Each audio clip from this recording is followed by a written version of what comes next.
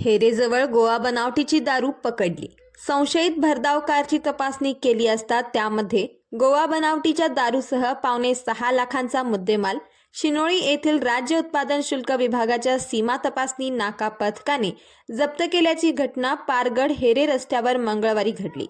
या प्रकरणी सांगली येथील दोघांवर गुन्हा दाखल करण्यात आला आहे।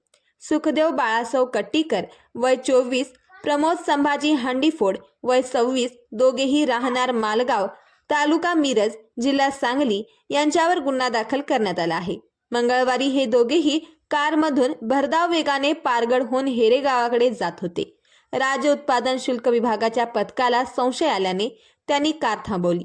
तपासणी केली असता त्यामध्ये गोवा बनावटीची दारू सापडली। त्यामुळे कारसह 5,88,960 रुपयांचा मुद्देमाल जप्त केला। सदर कारवाई दुय्यम निरीक्षक संदीप जाधव, हरिभाऊ लांडे, जवान राहुल शिंदे, किरण बागुल, तुषार पवार, हर्षवर्धन भोसले यांच्या पथकाने ही कारवाई केली।